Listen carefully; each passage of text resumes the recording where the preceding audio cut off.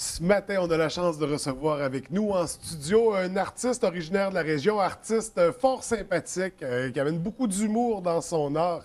Alors, il s'agit de Pascal Picault-Larouche qui nous présente son premier album solo. Bienvenue à l'émission. Merci de m'accueillir. Écoute, on va se lancer. Toi, tu es originaire de la région, tu viens de Jonquière, puis tu t'es lancé dans une carrière musicale. J'aimerais connaître ton parcours qui t'a amené jusqu'à l'album que tu nous présentes ce matin.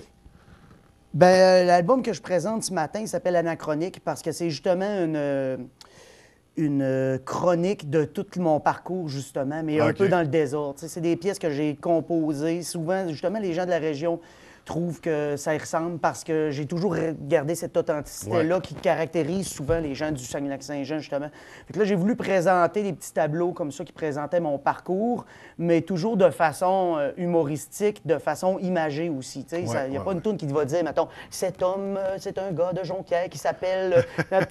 c'est tout le temps un peu des pièces théâtre, des petites pièces de théâtre. Le contenu. C'est ça. J'ai fait beaucoup d'improvisation à la polyvalente d'Arvida. Ouais. J'ai fait des projets de théâtre aussi. J'ai fait du chansonnier, j'ai fait de l'art visuel en masse. Quand je suis arrivé à Québec, là, j'ai fait beaucoup de musique. J'ai eu plusieurs groupes. Là, c'est mon premier album solo, mais j'ai fait plusieurs groupes avant. J'ai fait d'autres albums avec d'autres groupes. Oui, dont le groupe La Tourelle, avec qui vous avez fait quelques albums, d'ailleurs. On en a fait deux. On a roulé La Tourelle il y a 11 ans. C'est pas encore mort, La Tourelle. Ça a roulé pendant 11 ans, puis on a roulé un petit peu partout au Québec. OK. Un groupe de musique tzigane, musique juive, qui déménageait avec une espèce de fougue super rock. Mon nouvel album est plus rock, là, tu sais. Ouais. Mais ça exprime bien la fougue de scène que j'ai quand je suis sur scène, la musique rock. Puis la musique La Tourelle, c'est des instruments acoustiques traditionnels, mais on avait cette fougue-là aussi. C'est le même gars. Oui, que sur l'album que tu nous présentes ce matin. Ça. Il chargeait pas cher, fait que j'ai décidé de les récupérer. C'est bon. Donc, on voit ce lien-là qui s'est créé avec les autres musiciens. Donc, tu es là ce matin, premier album solo qui s'intitule Anachronique. On a expliqué pourquoi. Qu'est-ce qu'on va retrouver sur cet album-là, principalement? Bien, comme je disais tantôt, c'est du rock, là. Mais disons, c'est un rock, là, mais toi, là, peut-être un peu comme Plume la Traverse nous faisait du rock, ou Mon oncle Serge nous fait du rock. C'est des chansons à texte avec une forte poésie autour d'un personnage un peu atypique, inclassable. Mais la musique est en arrière pour soutenir cette poésie-là, puis ce texte-là. Ça prenait de la musique rock. Puis tu sais, le band, qui sont les membres de mon Roche Band, c'est des musiciens d'expérience. On va en avoir un tantôt qui est descendu avec moi, là, lorsque je vais faire la prestation. Puis c'est des musiciens qui sont des musiciens d'expérience aussi. Donc, on a créé ce son-là. Ouais. Et là, c'est un son qui est anachronique. Autant on peut aller dans des musiques un peu années 50, comme je vais vous jouer tantôt. Un peu, des fois, on va avoir des sonorités à la Pink Floyd dans certains jams. Des fois, on a des sonorités bien contemporaines aussi, parce qu'on est un groupe qui faisons de la création puis qui sommes toujours en recherche. Fait que c'est sûr qu'on peut... C'est on ne s'enferme pas dans un créneau. Là. On se permet d'explorer puis de voyager au travers de tout ça. Mais il reste quand même une belle unité. Tu vas rester peut-être, un mec soit lancé, puis les gens vont rester bêtes à l'écoute de cet album-là. Ils vont trouver qu'il y a quand même une belle unité dans cette cacophonie anachronique. On retrouve une unité, une singularité, puis une expression. Fait qu'il y a un fil conducteur au travers de tout ça. Faut pas penser qu'on va être perdu, qu'on va être mélangé. C'est ça. Donc, il reste un fil, il reste une histoire à travers l'anachronisme, finalement. Oui, donc il y a quelque chose qui lie tout ça. Premier album solo comme ça, on dit plus rock, parfois rock, même rock'n'roll, rockabilly, jazz également. On parlait de différents styles. Les musiciens avec lesquels tu travailles, est-ce qu'ils sont issus de plusieurs milieux? Ou c'est vraiment, vous êtes tous à la même longueur d'onde, même genre de musique? Les musiciens, je les ai choisis pour des raisons vraiment amicales en premier. C'est des gens que j'ai rapaillés de tous les styles, de tous les groupes que j'ai eus, avec lesquels j'avais le moins de troubles possible. Des gens qui étaient le plus talentueux possible, des gens avec qui on est, tu sais, avant d'être des collaborateurs, on est des chums. Tu sais, là, il s'appelle Pascal Picault-Larouche, l'album, mais il s'appelle aussi le Roche Band, parce qu'on est vraiment une bande de rock'n'roll des fois. Ça fait dur un peu des fois parce que c'est rock'n'roll, mais on est vraiment une bande d'amis en premier, puis on y arrive justement de divers horizons. Mais on s'est tous réunis à travers ce projet-là, autour de mon personnage de scène, puis autour de ma poésie, pour finalement donner un projet dont on est super fiers de présenter. Pour en revenir aux chansons, on va se concentrer un peu sur les textes. C'est toi qui compose, qui écris les textes. Ouais, puis les musiques aussi. Oui, les musiques aussi. Donc, des aventures un peu délirantes, comme on disait tout à l'heure, un personnage atypique qui se met de l'avant-plan. Qu'est-ce qui t'inspire au moment de l'écriture? Au moment de l'écriture, c'est un processus vraiment laisser aller. Et puis, comme par exemple, si je prends une chanson comme Chasseur de vampires, il va parler des jeunes, donner le goût aux jeunes de faire n'importe quoi, ce qui le tente, même si c'est une carrière. Moi, j'ai eu des problèmes à cause que je me disais, bon, mes parents, ils trouvaient ça bizarre, je me lance dans une carrière artistique, comme tout parent. Mais je l'ai transformé sur un genre de jeune qui veut devenir chasseur de vampires. Fait que, il y a toujours c'est jamais dit, c'est toujours pris par une petite histoire détournée. Ou ma chanson que je vais vous interpréter tout à l'heure, qui est Un dernier cheveu d'elle, va raconter une histoire d'amour, mais un personnage un peu fou qui veut garder un cheveu d'elle, un peu fétichiste, qui garde un cheveu d'elle. Limite dérangeant, mettons. Limite dérangé, mais finalement, c'est toute la fille. Dans ce cheveu-là, il voit lui toute la fille, le pauvre bonhomme. Il est crackpot, là. Ça fait qu'on tombe dans cet univers-là, dans ces délires-là musicaux. C'est ça. Puis c'est vraiment des dérives poétiques qui m'amènent à amener ça dans un chemin, même souvent au début de l'écriture, je ne sais pas où ça va arriver. Puis à la fin, ben, j'ai un texte qui peut rester dans mon ordinateur ou dans ma bourse pendant des années. Une année, je compose une belle musique, je fouille dans mes affaires. Ah, ben là, genre, ce texte-là, je ne sais même pas quand j'ai écrit ça, il n'y a même pas de date. Je me rappelais plus d'avoir écrit ça. Je mets la musique, j'ai apporté au band, puis là, le band, en groupe, on trouve les arrangements, puis ça finit que c'est un numéro incroyable sur scène. Donc, vraiment à découvrir. Tout à l'heure, on va voir justement une chanson. On va écouter une chanson. Mais pour en revenir à l'album, on parlait des parents tantôt qui trouvaient ton choix bizarre, choix artistique. Puis ils ont dû s'en tenir. Tu as une sœur également qui s'est dirigée dans le domaine artistique. D'ailleurs, qui t'a offert le cover de ton album. Oui, qui est juste ici. C'est ma grosse face à la manière de Léonard de Vinci. Donc, depuis la Joconde, j'ai le plus beau sourire, ça a l'air. Et puis, c'est grave.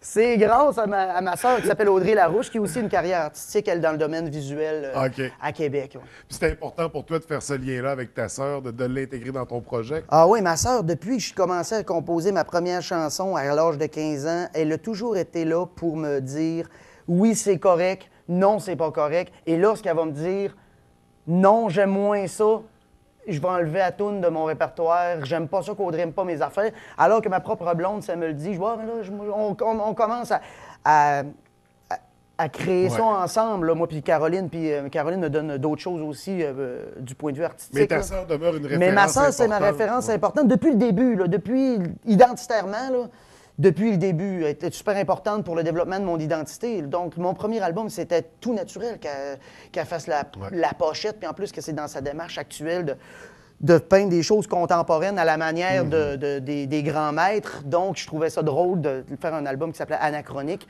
puis de demander ça comme pochette. La toile est excellente, là, vraiment. Elle est très bonne, ta sœur.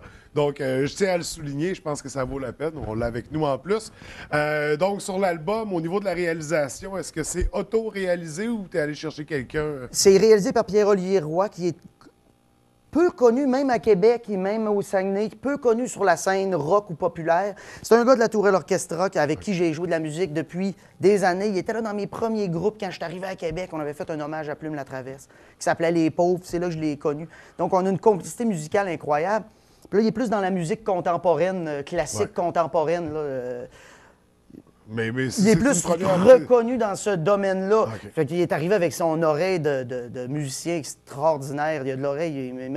Il m'impressionnait chaque fois que j'allais chez eux. Donc, on l'a fait chez eux, dans sa chambre, avec un café, puis les logiciels, puis on a mixé ça chez eux. Puis ça a pris 1 an et demi de mix, à raison de nous 2 fois par semaine, y aller, puis finalement, y réessayer des affaires. Donc, je suis super fier de vous présenter ça parce que c'est pour moi une grosse partie de ma vie anachronique que je présente, mais une grosse partie aussi de créativité et de création, même après que les tunes ont été faites, là, de tout ce... C'est vraiment le résultat d'un travail acharné, d'un long projet sur lequel vous avez eu beaucoup de temps, beaucoup d'énergie. Donc, le résultat est là sur l'album Anachronique. Super fier. Oui, album qui a été lancé vendredi dernier. Oui, au bar à Piton, ça a bien été. Ma Ouais. mère était là pour l'occasion. Tu sais, on parlait que mes parents m'ont toujours supporté. Là. Je Ouais. veux pas que les gens pensent que mes parents n'étaient pas en arrière de moi. Non, non, Et- non, ouais, c'est... Et puis je le lance à Québec en fin de semaine, samedi. Là, on lance ça vendredi en 5 à 7 au radio de CKRL. Puis OK. samedi au Cercle à Québec. Fait que ça va être le gros show avec la grosse équipe, musiciens invités. Puis le Roche Band va être là en Donc, à forme. partir de là, l'album, on peut se le procurer. Là, on peut se le procurer pour l'instant sur Bandcamp. Vous pouvez le commander physiquement. Vous pouvez Ouais. le commander aussi, le télécharger. Vous pouvez m'écrire personnellement. Appelez-moi chez nous. Appelez-moi chez nous. 573-81-14 dans le 418. Puis je vais vous en envoyer un par la malle. Ça m'a fait Puis peut-être plaisir. même livraison inclus, tout dépendant. Ah, si je suis en Donc, région, je passe chez vous. Puis si vous avez une petite bière, je vais aller vous le porter. ça va faire plaisir. Donc, écoute, en terminant donc cet album-là, premier album solo, est-ce que ta carrière, quand même, avec La Tourelle Orchestra se poursuit? Est-ce qu'il y a encore des projets à surveiller à ce niveau-là? Ah oui, là, c'est sûr que sur l'album, beaucoup de musiciens sont doublés. Ouais. Mais fait que là, on lance ça pour de suite. Mais La Tourelle continue à faire de l'animation, à faire des spectacles un petit peu partout, ça, c'est OK. certain. Là. Mais là, on est un peu en pause pour vraiment promouvoir le premier album de Pascal Picot-Larouche. Concentrer les énergies sur cette sortie-là pour l'optimiser, finalement. C'est ça, c'est ça. OK. Également, site Internet, page Facebook sur lesquelles on peut te suivre. Ben, la page Facebook, c'est le Pascal Picot-Larouche Rocheband. Le site Internet, c'est www.picotlarouche.com. Vous pouvez avoir mes dates de spectacle. Puis le Bandcamp aussi, qui est un site Internet OK. de diffusion de musique gratuite où vous pouvez l'écouter gratuitement ou l'acheter, le downloader. Et tu as aussi un compte YouTube sur lequel tu partages des projets plus personnels, disons, où d'ailleurs il y a une savoureuse chanson sur la policière matricule 728. T'as vu ça? Ah, c'est génial, un petit Ah, mais là, bijou. c'est dans les foulées. Ça, c'est mon côté engagé. Là. Des fois, je pogne les nerfs puis je me fais une toune filmée avec mon cellulaire. Puis des fois, je pogne les nerfs. Mais pour- c'est à découvrir aussi, là. Oui, mais Ça fait partie du personnage. il y a 5000 vues de cette vidéo-là, la toune sur la policière. Ouais. Mais il n'y a rien de disgracieux. Non, c'est abordé en beauté. En fait, t'es amoureux de... Je dis que je suis amoureux d'elle et même honnêtement, je suis même un peu désolé pour elle qu'elle se retrouve, qu'elle soit un peu victime de cette dérive médiatique-là. Donc, c'est à découvrir sur YouTube. On tape Picot Larouche, aussi simple que ça à trouver. Mais en attendant, on se concentre sur l'album Anachronique, premier album solo, dont tu vas nous présenter un extrait à l'instant. Ben, qui je m'en vais s'intitule- m'accorder puis j'arrive. C'est quel extrait on va écouter? Je vais vous jouer une chanson un peu encore anachronique, années 50 style, Elvis Ok. style, un dernier cheveu d'elle. Donc, on écoute ça à l'instant. Merci beaucoup, François. Merci.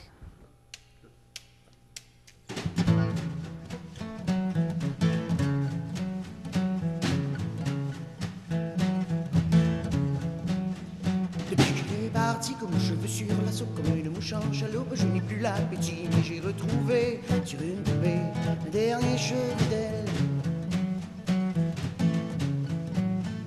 Et je lui fais du voodoo et je pique son cœur, je la porte partout, une porte bonheur et puis on de mon cou attire d'elle.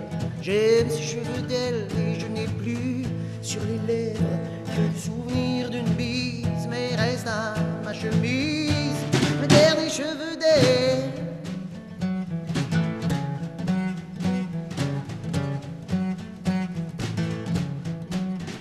Et je ne sais qu'à un film, même si je suis chaud, il me rappelle la paix, me rend la vie sauve. J'imagine des mondes au 7e ciel, dans un seul cheveu d'elle, et je n'ai plus sur les lèvres que le souvenir d'une bise, mais reste à ma chemise le dernier cheveu d'elle.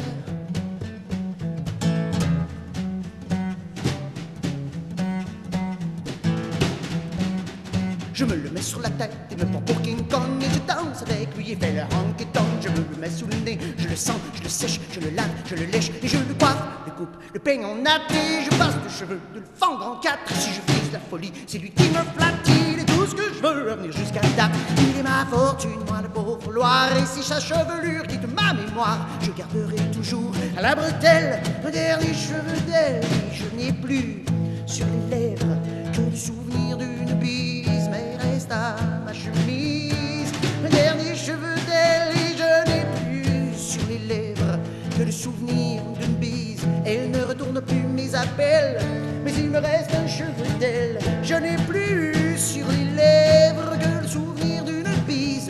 Des scalp, j'en ai à la pelle, mais je n'ai qu'un cheveu d'elle, il ne me reste plus un poil, mais me reste